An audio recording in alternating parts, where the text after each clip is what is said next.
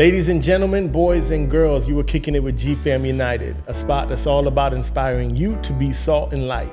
So without further ado, let's make it do what it do. Hit it.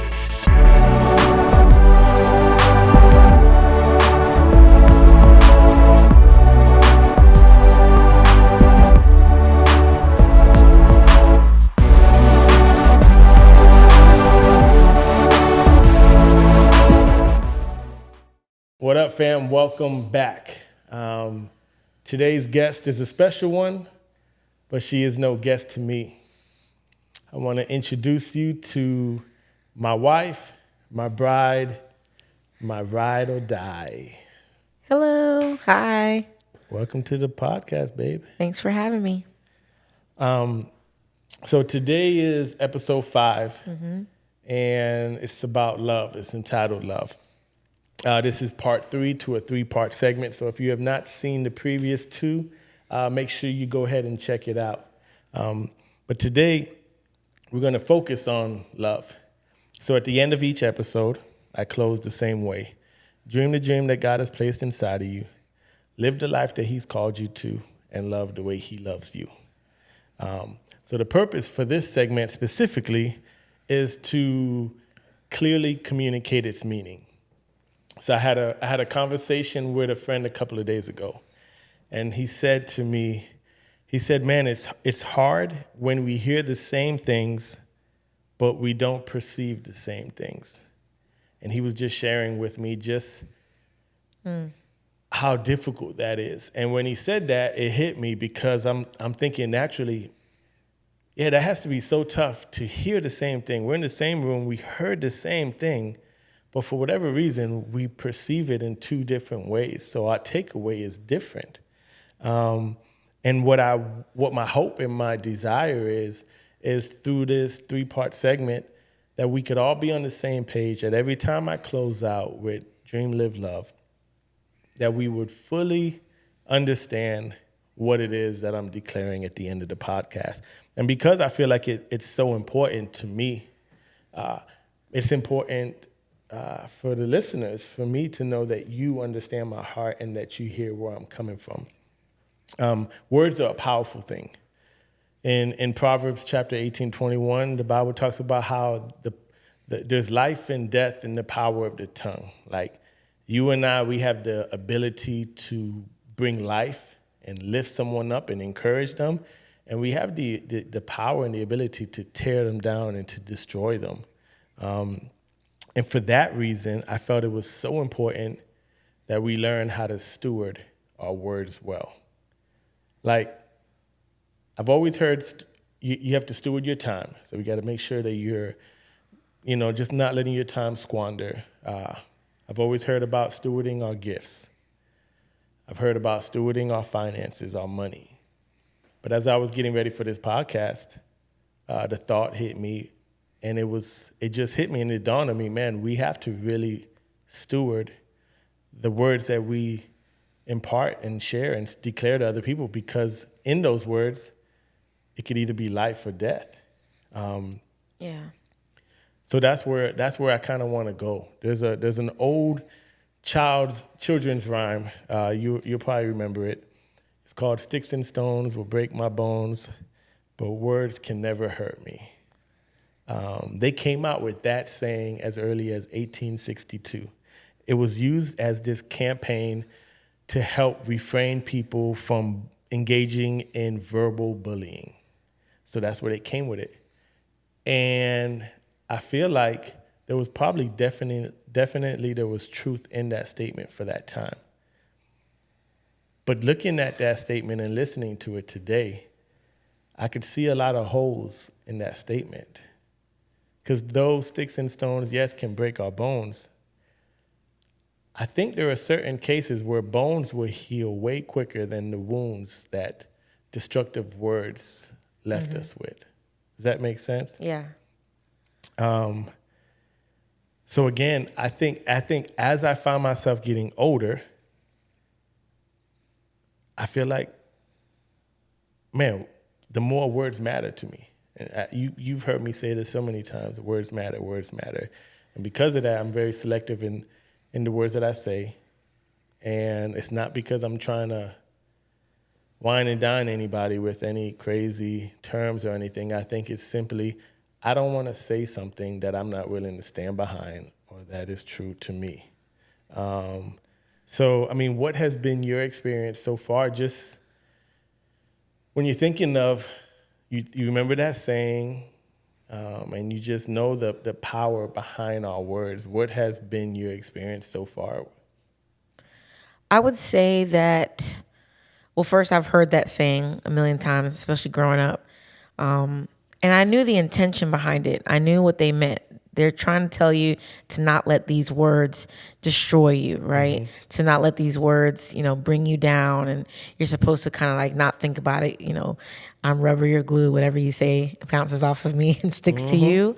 But it really is it's a lie. It's a lie that we've said these things. And I understand it to a point, but I don't think I fully understood the power of words until I had kids. Yeah. When we had the kids, I think that's when they would pick up words that I would say or things that you might say. Or I remember one of the kids, I believe it was Ariana, one time called you babe.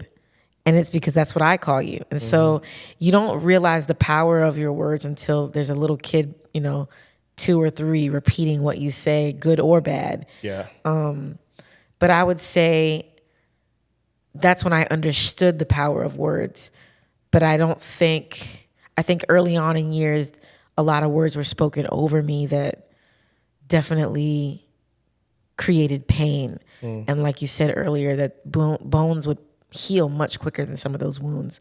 Some of those wounds I carried, into adulthood. Yeah. Yeah, it's crazy how certain things that were said to you when you're a teenager, now we're like grown.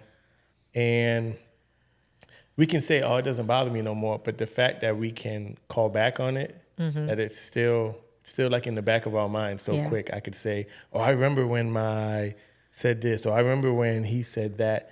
And it doesn't bother me none. But you could almost tell in your mannerism and your body language that there's still a little bit there. You go back to it. Yeah. Like you're brought back to that moment in time. Yeah. When that happened, what it felt like, what was going on, what you were doing. You remember all those details. Yeah. It's crazy. I was reading and I even came across how the Bible tells us that we will give an account for our words. I'll read it real quick. In Matthew chapter 12, verse 36 to 37, it says, I tell you, this is Jesus talking, I tell you, on the day of judgment, people will give an account for every careless word they speak. For by your words you will be justified, and by your words you will be condemned. So Jesus is talking right now, and he's warning the Pharisees about the importance of their words. And he says that one day on judgment, that people will give an account for every careless word that they speak, which implies that their words and our word brings consequences with it, and that we have to be careful with the words that we speak. Yeah. Scary. It is, because we're quick to be like, that's not what I meant. Well, that's what you said. And if that's not what you meant, then you have to steward your words better, because that person can only interpret what you said. And if you don't take the time to really break it down, if they're not worth you breaking it down towards, and you just leave them up to their own interpretation, I mean, we don't know what monster might come from those words that we just spoke. We're kind of there as a society. Yeah. Words matter, I think, a whole lot in our culture today. I mean, words have always mattered, but I think we see that hardcore in the world today, where you got to say things just right. You got to be careful how you word things. Yeah. I think that can sometimes create a sense of fear. And so then you get people in the extremes who just blurt things out and say whatever comes to their mind. Yeah. But I agree, we have to steward our words and be careful that we say what we mean. Goes back to that quote about, you may hear the same thing, but you perceive it differently based on what people have gone through in their lives or what they've been exposed to.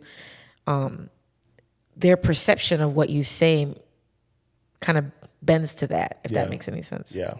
Yeah.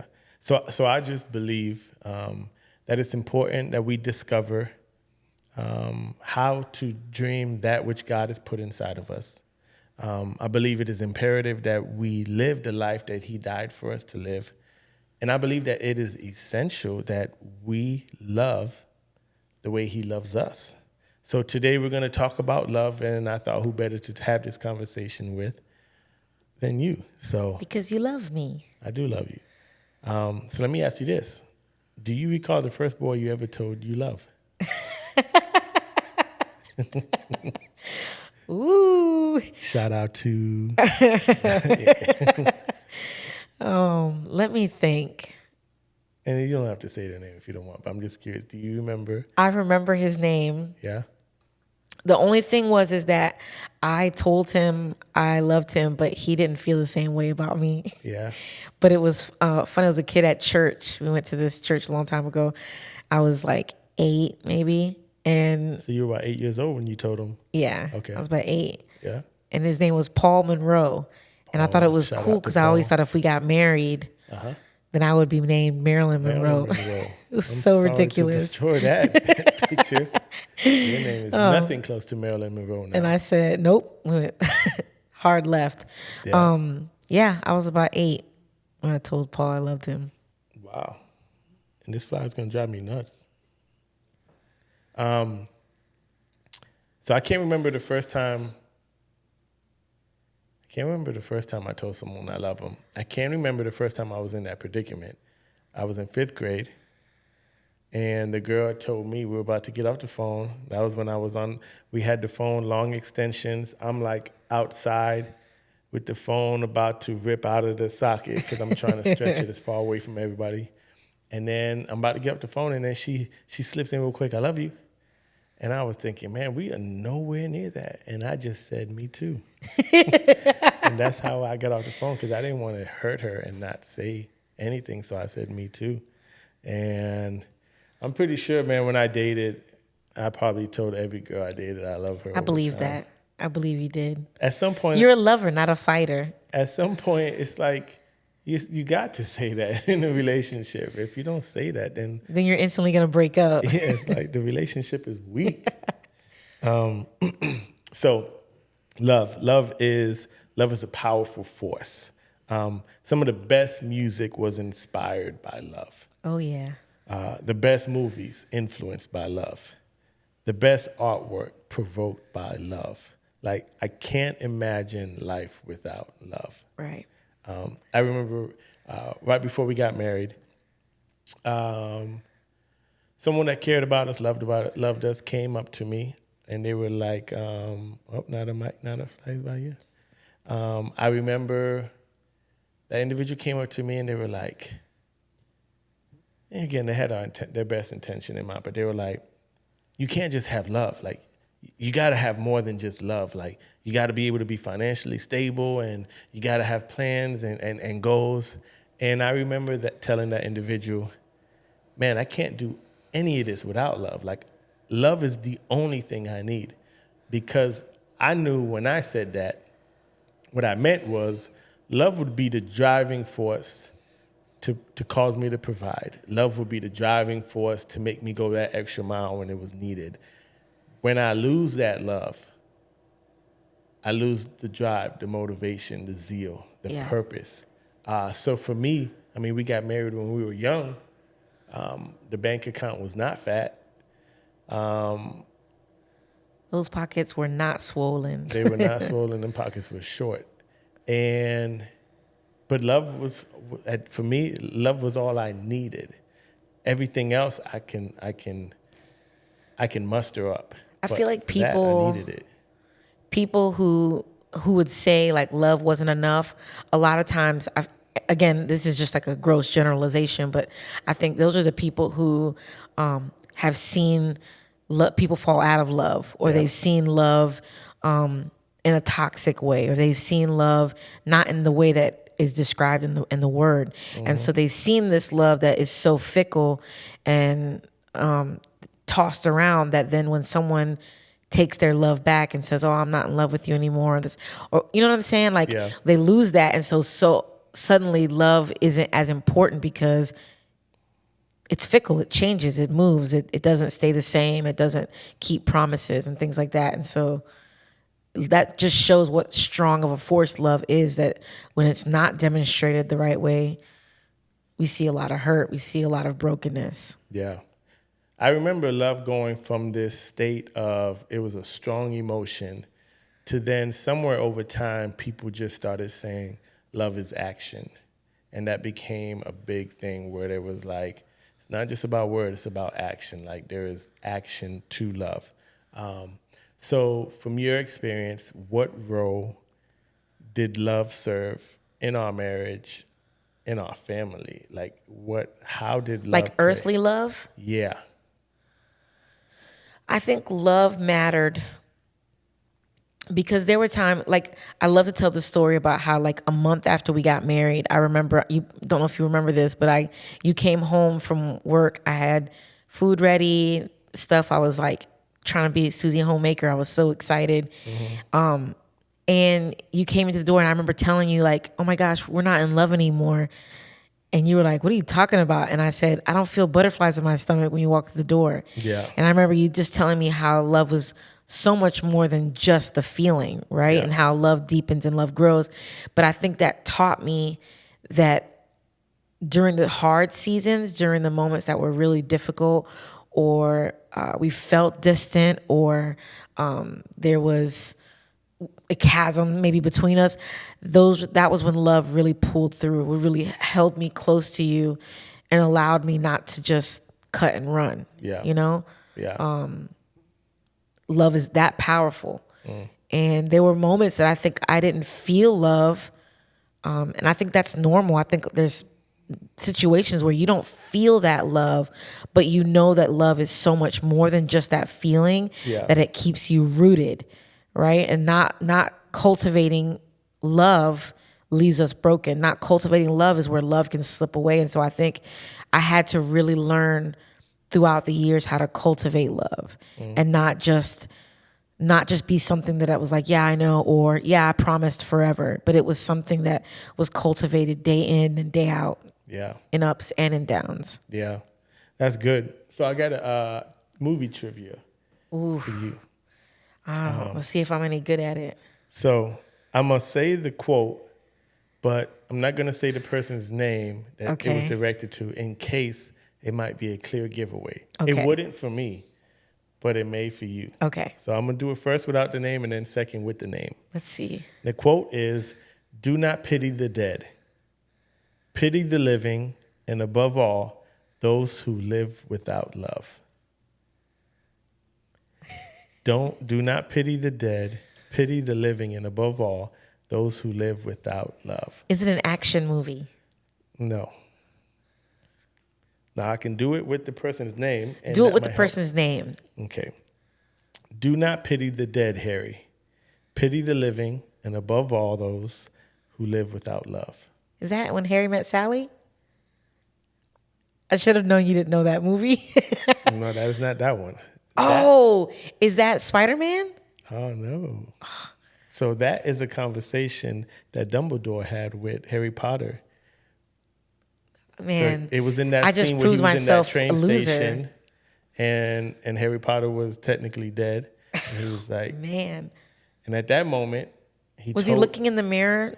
The scene was like green. It was like an empty train station. The scene was kind of like greenish. Dumbledore was there standing. The two of them were sitting on the bench.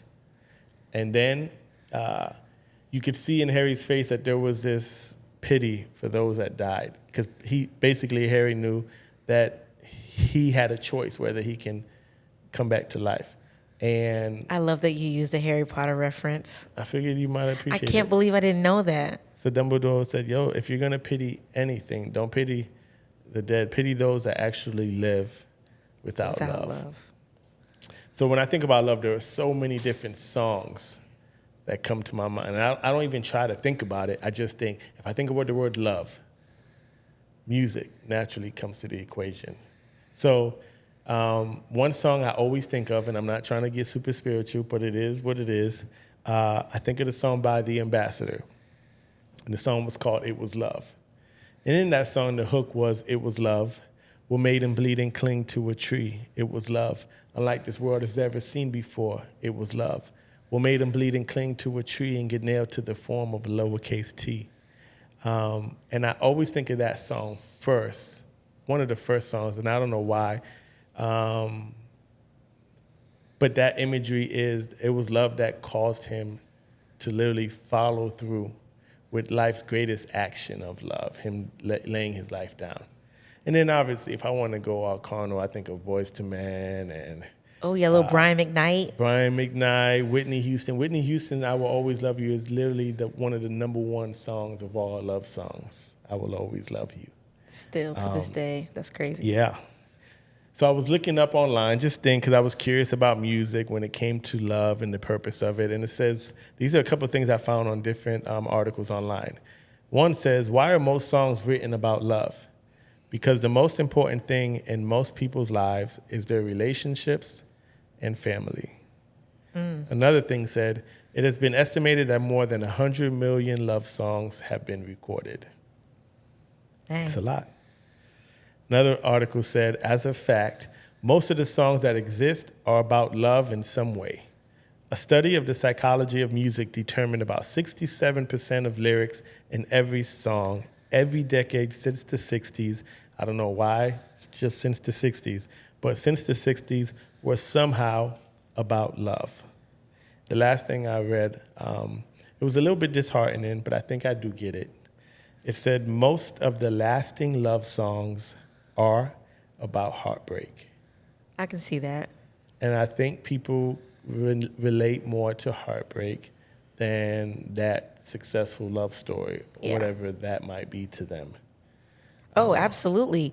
I mean, nowadays we have so much access to the internet. So you see on Instagram or TikTok and all this stuff, and you see all these couples breaking up, and it's so crazy. But if I immediately go to the comment section, and almost a million times over and over, people will write things like, man, there's no hope for any of us, or I can't believe that this was like this. Like, man, this is breaking my heart. Marriage, why get married? And it just shows you how heartbreak is almost expected, you know, when people fall in love, because we've seen so much of the toxic bad side of it. I think we resonate deeply with that. Yeah. You know? I mean, the moment Brad and Angelina Jolie. No. Brad and Jen. Yeah. Man, you took it back. Jen Aniston. That's the real one to me. I said Jen like we were best friends. Yeah. Jennifer Aniston. That's the real one I think of. Brad and Angelina, I was always waiting for that to kind of fizzle out. Yeah. It went pretty raw. I mean, I think the way it fell out, I was not expecting it like that. But Brad and Jen, I saw that. I thought, oh man, they look perfect together. And then it is what it is. Tale as old as time. So I think there's a lot of counterfeit love that is out there. And when a person doesn't know how to identify true love or real love, we fall for the counterfeit, or we fall for the attempts of love that we try to kind of make. And that just leads to heartache, that leads to heartbreak, that leads to pain. And then unfortunately, some of us can become jaded to the idea of love now, simply because, again, I think we fell for counterfeit love rather than truly understanding what love is all about, and then holding it and weighing it up to a person's word. Because talk is cheap. Right? It's easy for me to tell a person a million times I love them, but for them to see my actions. Oh, absolutely. The sad thing, too, though, is I think love is something that people crave so hard that even though it may be counterfeit, they believe in the potential that it could be something more, that maybe something can change. You think about all these, females in relationships where the guy is a loser, he's a bum. He doesn't care for her, but she'll keep going back because she's desperate for love. We want it so bad that even the counterfeit will take it because we're either afraid that we'll never find it anywhere else, or that's the closest we'll get to it, or that it has the potential to change into good love. And 9 times out of 10, it doesn't. It's empty, you know? Yeah.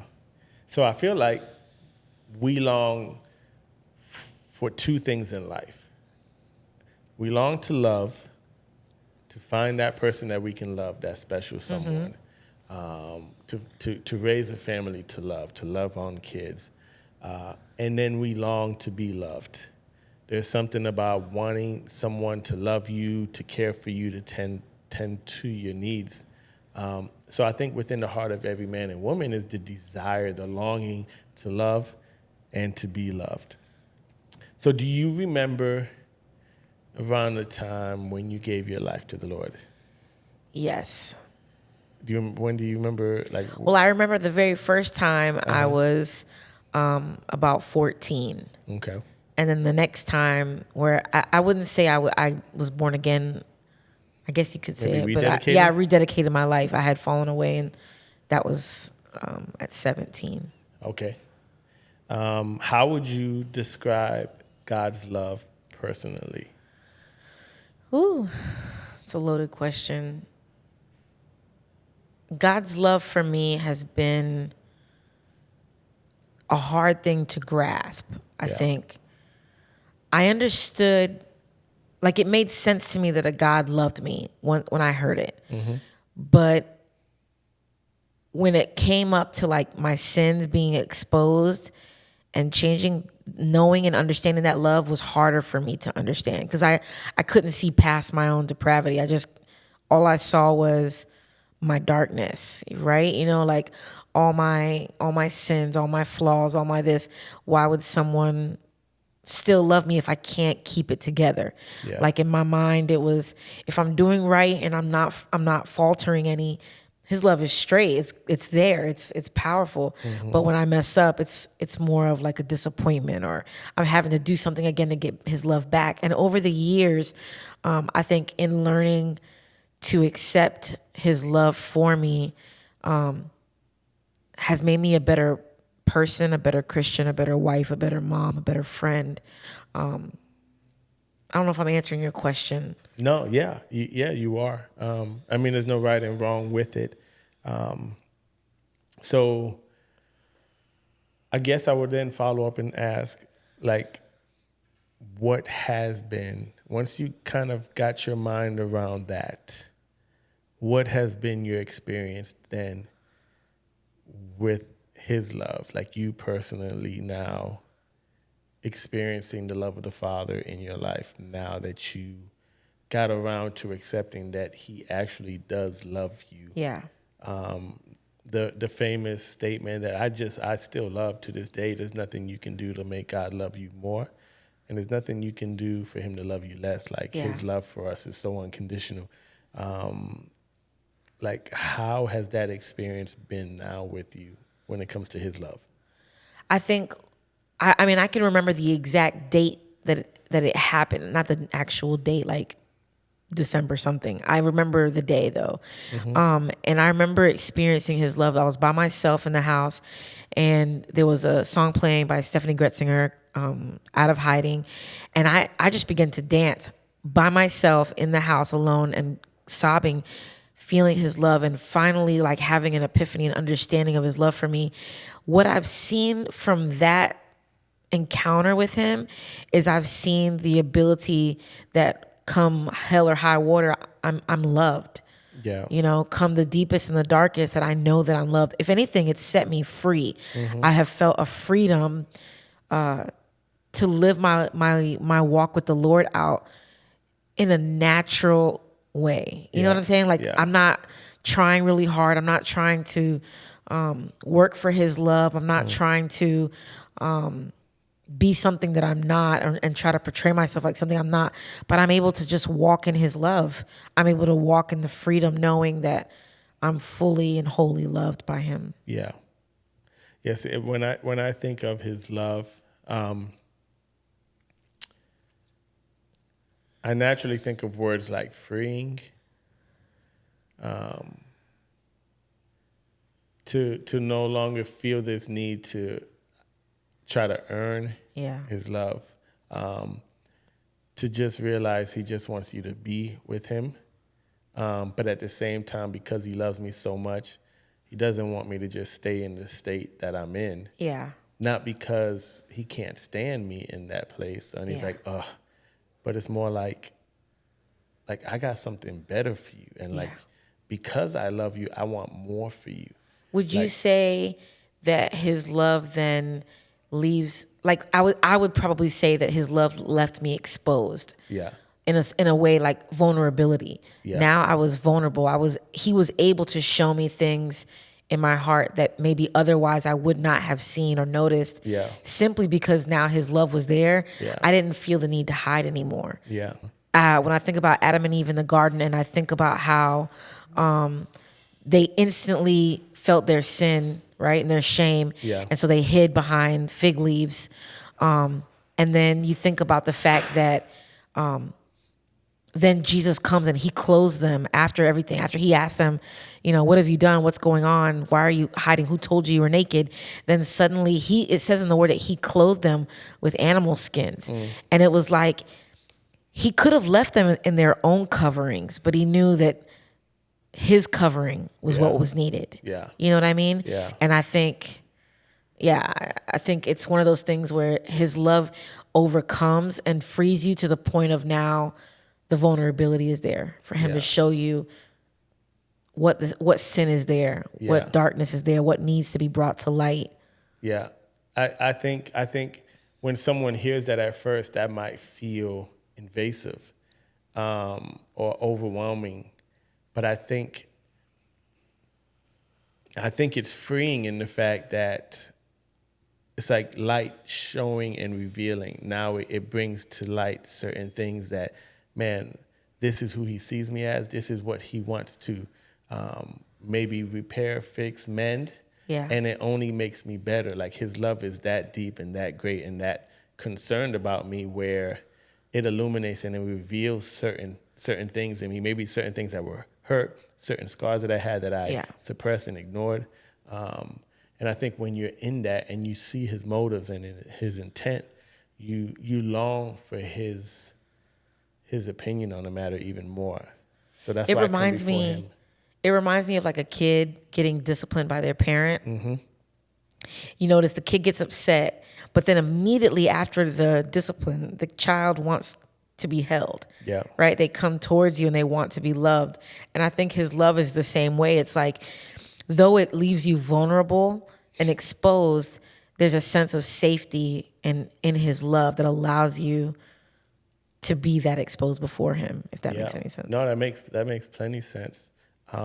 So we can't talk about love without looking at 1 Corinthians 13. Mm-hmm. Like depending on the translation, if you can pull that one up and preferably maybe read from New Living.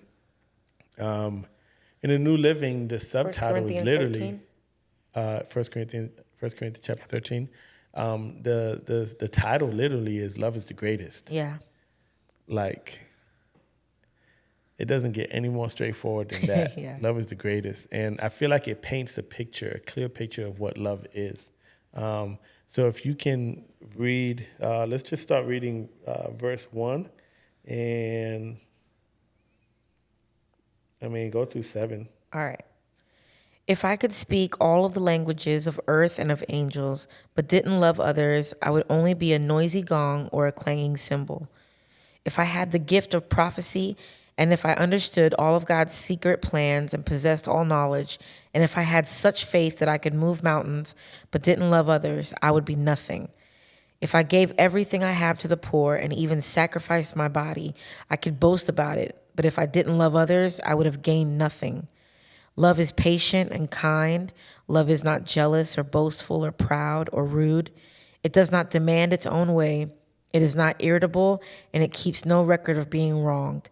It does not rejoice about injustice, but rejoices whenever the truth wins out. Love never gives up, never loses faith, is always hopeful, and endures through every circumstance. When you go all the way down to the very end, verse 13, it says 3 things will last forever: faith, hope, and love. Those are like three quintessential things we need in our lives. Faith, it kicks everything off. It starts our relationship with the Lord and so forth. Hope is one of the most powerful tools he can give us, gifts, superpower in a sense, if you can just learn how to have hope in him. And then love, the most fierce, powerful force. And then it says, and the greatest of these is love. Yeah. Like I look at that and I'm like, man, it gives you some of the, maybe for some people they don't care, but to be able to, like the list that they were given in the beginning, to be able to have these abilities and be able to do some of life's greatest things. And then it says, but if you don't have love, like you don't have anything. And then it gives you this description of what love is. And I always get convicted by once verse 4 kicks in, because Yeah. I suck when it comes to patience. I can allow little things to just set me off. And even if I feel justified in certain things, I still lose because I'm still in such a funk and I'm still irritated and I'm not in the moment. I'm not enjoying nothing. I am just frustrated. Yeah. And that's an area that I'm like, I want to see growth in my life when I see, and it's nothing I can do on my own. It's something that I have to submit to the Spirit. And as I continue to abide in the Father, just trust that by his Spirit, those fruits will start bearing supernaturally because of his love that is within me. But every time it starts off, I mean, it's the very first one, love is patient. And I'm always like, psh. I have patient moments. But then I feel like, can I be characterized by being patient? I can have moments, but does that characterize my life, my love for others? Yeah, and I don't know if that's the case really for me. I think this whole chapter always, it just depends on where I am. I think, when you're in that lovey-dovey season, when you first get together, with someone, when you're first married and just, you're like in this bubble of love, all of this is easy. All of this makes sense. All of this comes natural. You can give this type of love and you feel like I can give it freely, right? No strings attached. This just overflowing out. Unlimited. Unlimited, yes. But I think once real life sets in, that's where these verses really do become something we have to cling to, which is why we need the love of God. Because as we walk out our normal lives, as we walk out our normal relationships, these things, there's stuff that happens in life and it's hard. I mean, when it says love is not jealous or boastful or proud or rude, it's not irritable. I mean, like those seem impossible in those moments. It seems so far-fetched, but I think without the love of God, we'll constantly be trying to grasp at straws. Yeah. We're constantly trying to find that thing, and it feels overwhelming because we're not fully living in the love of God. Yeah. We can't do it in our own strengths.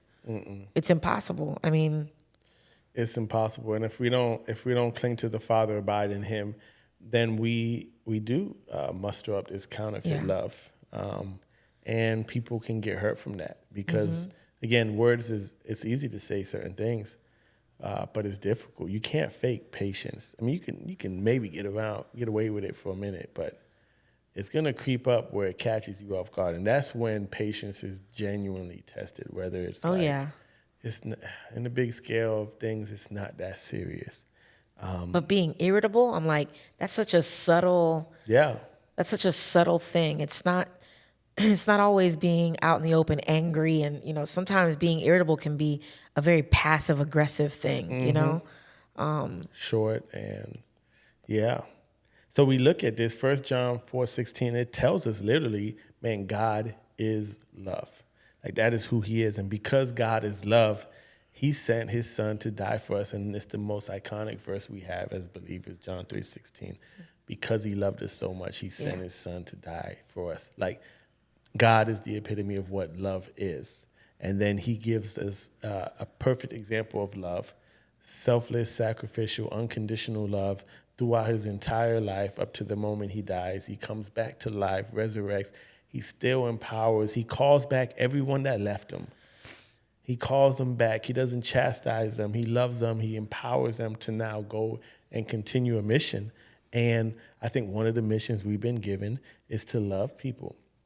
So when I say love the way he loves you, like it's so important that we don't sleep on that. But I want to close with one passage. If you could read Mark chapter 12, verse 28 to 31. Mark chapter 12, 28 to 31. This part right here, I feel like it's so important that we don't miss what this passage is telling us. 28 through 31. Yeah. One of the teachers of religious law was standing there listening to the debate. He realized that Jesus had answered well, so he asked, "Of all of the commandments, which is the most important?" Jesus replied, "The most important commandment is this: Listen, O Israel, the Lord our God is the one and only Lord, and you must love the Lord your God with all your heart, all your soul, all your mind, and all your strength. The second is equally important: love your neighbor as yourself. No other commandment is greater than these." So I find this so fascinating because here you have someone that's a teacher of religious law standing, listening to everything Jesus says, listening to the debate. He realized that Jesus just answers everything so well. And then he asks him, man, but what's the most important? And I appreciate, one, the fact that Jesus actually answers that. Sometimes we could give answers that are so vague and we say everything's important. But ultimately, he goes and he gives them the answer that the most important thing is that you love the Lord your God with everything that you have. Then he goes to say that the second is just as important, equally as important: love your neighbor as yourself. And this is why this statement, love the way he loves you, is so important for us as believers, because when you hear the second part saying love your neighbor as you love yourself, you realize, one, God is love. So my only chance at fully being able to fathom what love is to know God. As I know God, I learn he is love. Wow, he loves me unconditionally. It almost makes me feel uncomfortable because I've never felt a love this unconditional. It almost feels wrong. You should correct me and chastise me and then love me. But he's like, I love you unconditionally. I see you. I know what your potential is. I see past your mistakes. I don't define you by your mistakes. And then, so I know God. I realize God is love. I accept his love. And then before I can actually learn to love my neighbor, I have to learn how to love myself. So when the passage says, love your neighbor as yourself, we can't love other people until we learn what love is, how to receive love for the Father, and how to practice and exercise that love individually. Yeah. That I'm patient with myself, that I give myself grace, that I don't beat myself up for missing the mark, but that I love myself so that I actually can love my neighbor the way Christ loves me. And I feel like that's so encouraging because sometimes you hear this and we're like, man, we got to love others. Yes, but you can't love others until you know what love is, you receive love from the Father, and you actually let him teach you how to love yourself. Like he cares about us that much that he realized this love has to be twofold. You got to love your neighbor as you love yourself. So let's work on learning how to love myself. Yeah. And you can only learn that by watching me love you. And I feel like that is so powerful for us to follow, and we can't skip because we're so quick to want to get acts driven. It's all about the service. I got to do good. I got to be the best example. The Bible says that they'll know me by my love and they'll know I'm his disciples by my love. Yes, but really look into what that's saying. Yeah. There's a part where you have to stop criticizing yourself, stop beating yourself up, stop tearing yourself down. I have to learn how to love my Father and then learn to love myself the way he loves me. Then I can successfully love others. And if you look at, I was reading an article that talked about describing the love of God, and it says his love is unconditional, it's unwavering, it's not dependent on our actions or our circumstances, it remains constant, regardless of our flaws or mistakes. It's eternal. God's love is everlasting, stretching beyond time and space. No beginning, no end. It's infinite. God's love knows no bounds. It encompasses all. It extends to every person. Selfless. God's love is sacrificial and self-giving. It was demonstrated through the ultimate sacrifice of Jesus Christ on the cross for the redemption of humanity. It's merciful. God's love is filled with compassion and forgiveness. It offers grace and second chances to those who seek him. It's personal, love individualized. I love that. It's not simply just that his love is like a blanket where it's like, oh yeah, he loves everybody. He loves you. He loves Marilyn. He loves Jonathan. He loves you. It's guiding. His love provides direction and purpose for our lives. It's transformative. It has the power to change our hearts and our lives. It can heal wounds. It can break chains and bring about spiritual growth. It's ever present. It's always with us, even in our darkest moments.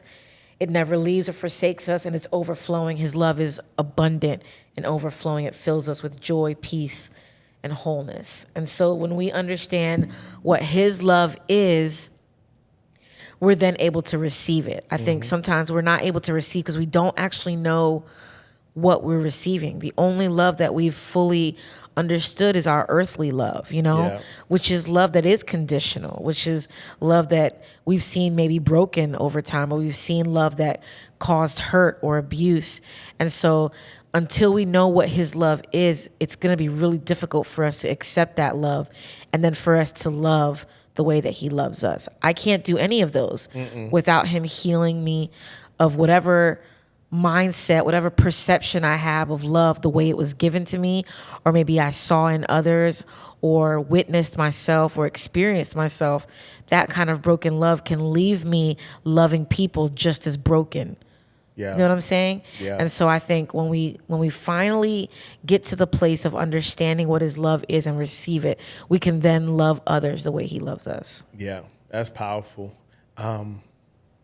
Again, like, it's just so important that we realize in the world that is all about taking words and twisting it to their agenda, God's love is the realest love that is out there. It is the purest love that is out there. It is unconditional. It is gracious. It is encouraging. It is the most powerful force that you will ever experience. So my prayer will be for anyone listening, that you would experience the love of the Father like you never have before, that it would go beyond a sermon, that it would go beyond a podcast episode, that it would become something so transcendent that you experience the love of the Father through and through. So on that note, dream the dreams that God has placed inside of you. Live the life that he has called you to, and love the way he loves you. Grace and peace.